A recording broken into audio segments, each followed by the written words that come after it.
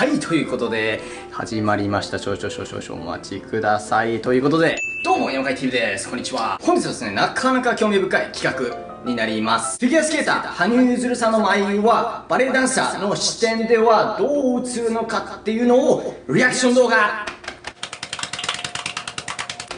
ということなんですけれども、そのフィギュアスケーターの方がそのトレーニングの内容としてそのバレエを取り入れるっていうのは結構有名なお話かなと思うんですけれども、っていうのもそのバレエ自体がダンスの踊りの基礎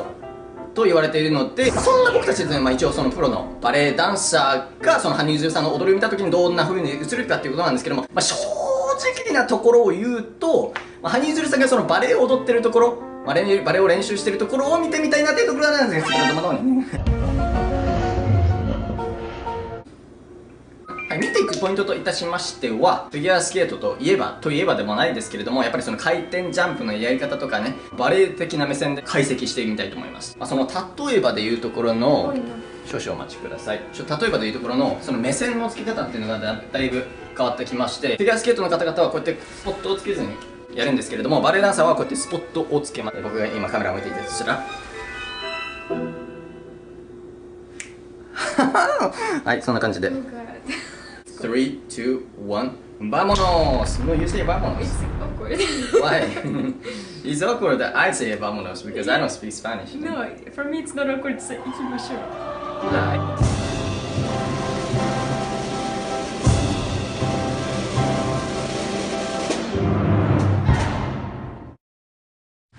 はい、ということで、これから実際にね、その踊りの方を、拝見させていただきたいと思います。よろしくお願いいたします。はい。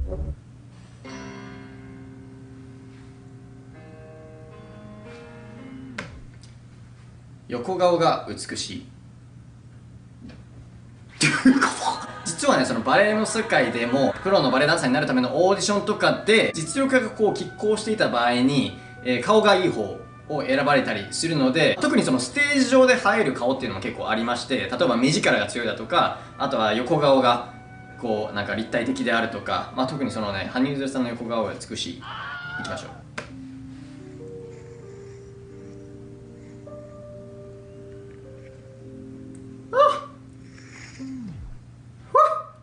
パンパンパンパンパンパンパンパン、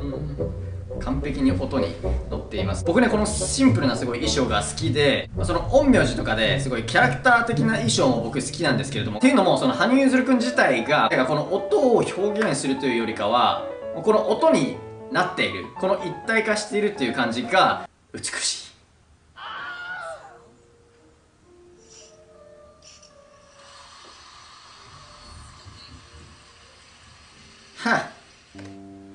見ましたか今のこのポーズからのこのターンアウト、足完璧にこうね、足が完全にこう開いて、その表情でやるのはね、結構ごまかし全然効かないんですよね。でしかもちゃんと膝も伸びてるし、しかもこの上半身のこの柔軟性、肩甲骨周りのこの柔軟性がこのポーズからも見て取れるので、ターンアウトに肩甲骨にも全てこの体が美しい。でね、もう一つ、このジャンプし終わった後ですね、特に一発目です。この大技を決めた後に内心うえーってなりがちだと思うんですけれども、あくまでこのジャンプはこの作品の中の一部であって、そこの流れの一つの流れでありますよっていう感じが、もうこの余裕ですよね。美しい。次いきます。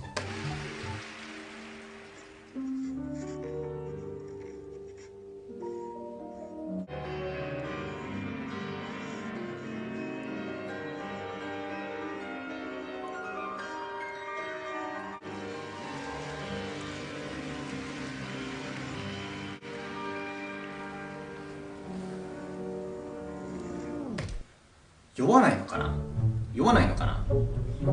のかな、僕ね、学校とかでも結構くるくるやっていたので、すごい友達とかにね、よく聞かれたんですよ。その回ってる時に酔わないので、実際酔います。酔わないために一応こうやってね、こう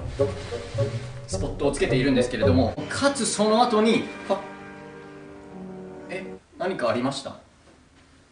何もなかったですか？OK です。はい、次いきます。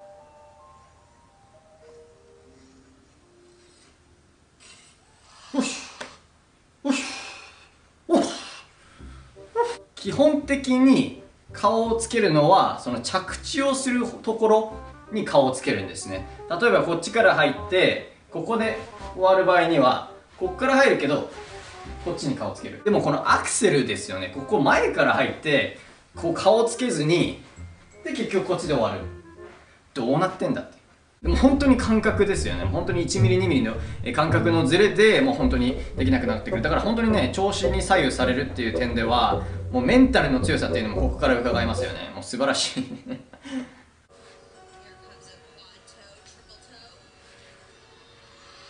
おし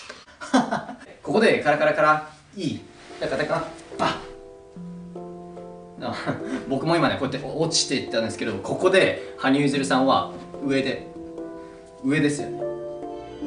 このね、この着地と同時にこの空気を、こういう空間を裂く、本当に素晴らしい。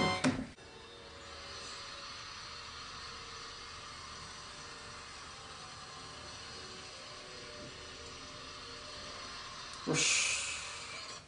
歓声がもう割れんばかり。もう割れてますね。割れてます。歓声が割れています。このオーディエンスにこの目を向けた時に特に決定的に違うのが、バレエはこの一方通行ですね。例えばこのカメラが1個あったらもうこっち向き、お客さんにこっち向きだけです。でもここのフィギュアスケートではカメラがこっちにもあっちにもあっちも、こっち上下、もうあっちにもこっちにもあるので、バレエでもこの空間を味方につけるっていう結構表現はされるんですけれども、この四方八方のこの空間をこの味方につけてる感じ、これはもうね、アドレナリンボコーン。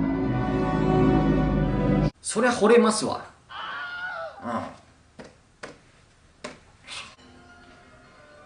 もう場を支配してる。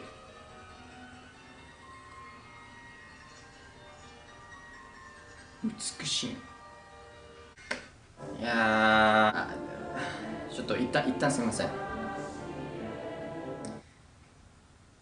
美しい。ちょっとね、落ち着いたところでちょっと冷静に分析させていただきますと、これバレエで特にね、男のね、ソロの部分では本当にもう1分でダンスは終了します。もう大体もうすでにね、4分5分踊ってらっしゃって、この動きですよ。特にすごいなって思うのがこの肩の位置ですね。はい、もうこのやっぱりね、スタミナがこうきつくなってくると、だんだんね、この肩が踊ってきて、この腕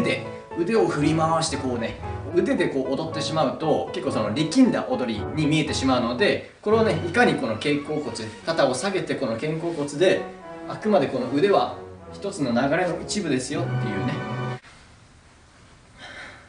これね、またね、その羽生結弦さんの一つの才能だと思うんですけども、もともとのね、首が長い。これがあることによってもう自然と、今の余裕ですけど、今のはい、生まれ持ったこのノーブル感、この王子感っていうのが、これはもう才能の一つ。